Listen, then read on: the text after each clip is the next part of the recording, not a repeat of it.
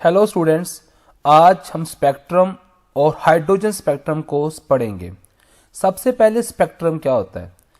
तो ये देखा गया है कि जो वाइट लाइट है, जो सनलाइट है, वो 7 कलर्स में से मिलके बनती है। और जब हम उस वाइट लाइट को प्रिज्म में से गुजारते हैं तो वो अपने रंगों में स्प्लिट हो जाती है। उसका अपने रंगों में बिखर जाना, स्प्लिट हो जाना स्पेक्ट्रम कहलाता है। The dispersion of white light as it travel through a triangular prism is called spectrum। ये एक सिंपल स्पेक्ट्रम है। नॉर्मली इस तरह होता है कि जब रेडिएशन एक मीडियम से दूसरे मीडियम में गुजरती है तो वो रिफ्रैक्शन शो करती है, जिसे आप रिफ्रैक्टिव इंडेक्स के तौर पे पढ़ते हैं। किस रोशनी ने कितना बेंड होना है वो उसकी वेवलेंथ डिसाइड करती है। अगर रेडिएशन की वेवलेंथ ज़्यादा है तो वो कम बेंड होगी, और अगर कम वेवलेंथ है तो वो ज़्यादा बेंट होगी। इसी वजह से इनका यहाँ से बेंट होना डिफरेंट होता है, क्योंकि सबकी वेवलेंथ बराबर नहीं होती, इसलिए सब एक जैसा बेंट नहीं होती, जिसकी वजह से वो सेपरेट हो जाती हैं। तो इसी वजह से स्पेक्ट्रम आता है। तो जो वाइट लाइट है अपने 7 रंगों में क्या होती है, स्प्लिट हो जाती है। अब स्पेक्ट्रम 2 तरह के होते हैं। एक स्पेक्ट्रम उसे हम बोलते हैं कंटिन्यूस स्पेक्ट्रम। कंटिन्यूस स्पेक्ट्रम एक ऐसा स्पेक्ट्रम जिसमें सारे रंग बिल्कुल एक दूसरे के साथ साथ हों, एक दूसरे में घुसे हुए हों, डिफ्यूज हों, ऐसे स्पेक्ट्रम को हम कंटिन्यूस स्पेक्ट्रम कहते हैं।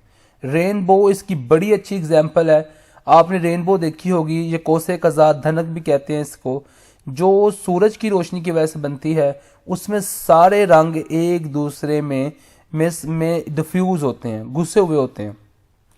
तो इसका जो स्पेक्ट्रम होता है उसे हम कंटिन्यूस स्पेक्ट्रम कहते हैं। इसमें कोई गैप नहीं, एक रंग के बाद दूसरा रंग फौरी शुरू हो जाता है। तो ऐसे स्पेक्ट्रम को हम कंटिन्यूस स्पेक्ट्रम बोलते हैं।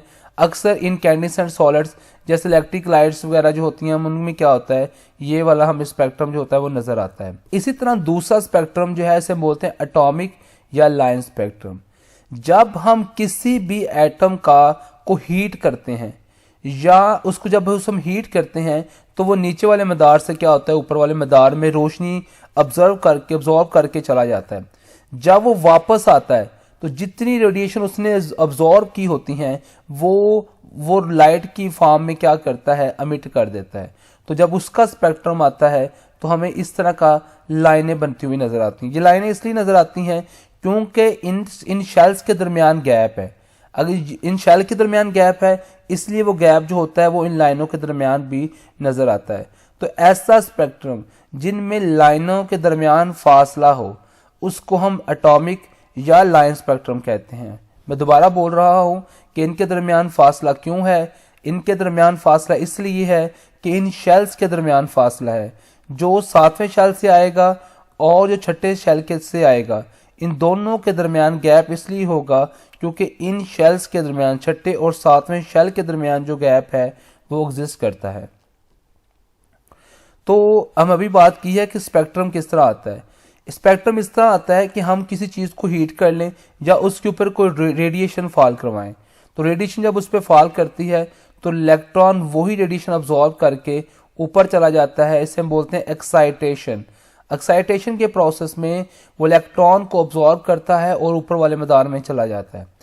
इसी तरह जब वो वापस आता है तो वो वही रोशनी जो उसने अब्सॉर्ब की होती है, वही एनर्जी जो उसने अब्सॉर्ब की होती है, वो दोबारा मिट करता है और वो अपने पहले वाले मैदान में आ जाता है जैसे वो पहले में था।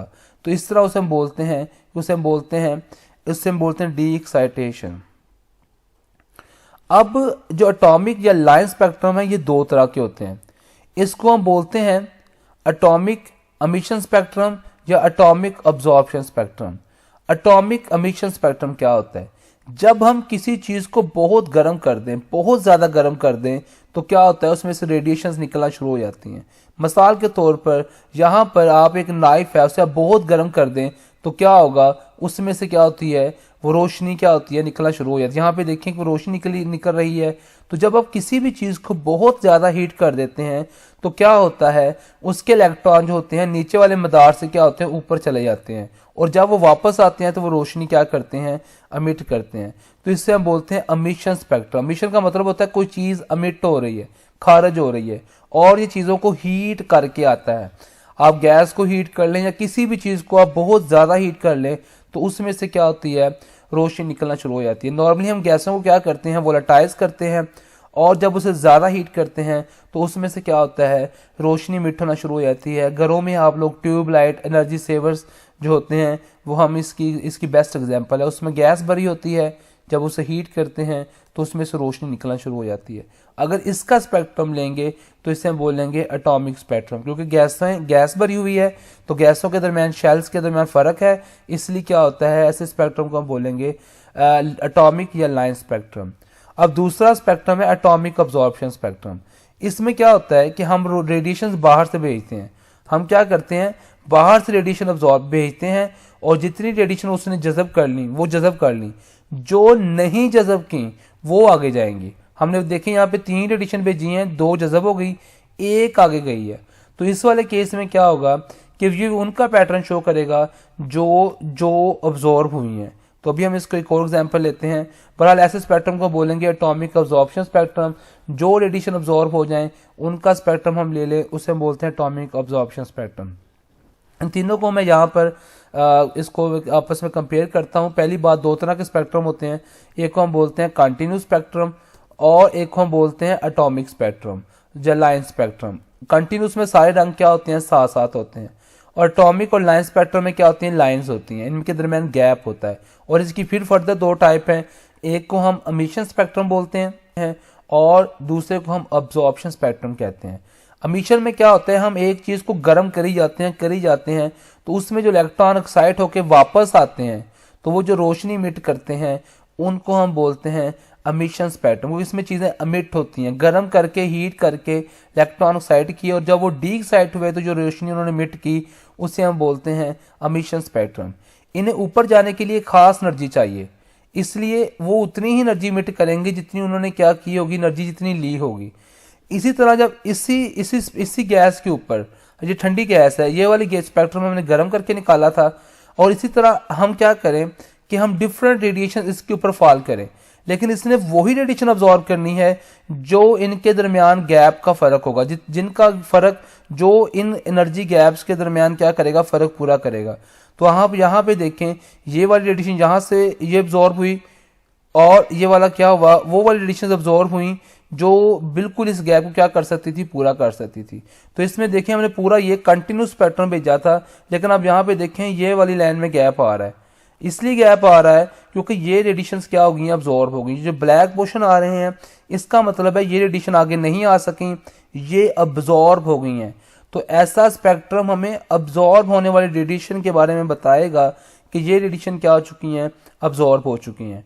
स्टूडेंट, ये दोनों एक ही गैस है। फॉर एग्जाम्पल ये दोनों एक ही गैस, अगर एक ही गैस का एमिशन स्पेक्ट्रम भी ले सकते हैं, अब्जॉर्प्शन भी। एमिशन हम उसको गर्म करके लेंगे और अब्जॉर्प्शन हम क्या करेंगे, उसको ठंडी गैस के ऊपर बहुत सारी रोशनी फॉल करवाएंगे, तो उसमें से जो अब्जॉर्ब होंगी उसका पैटर्न हमें पता चल जाएगा।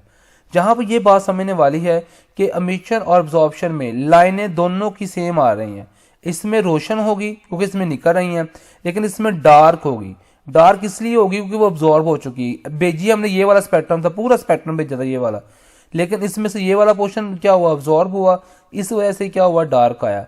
तो दोनों का पैटर्न सेम होगा अगर गैस सेम है।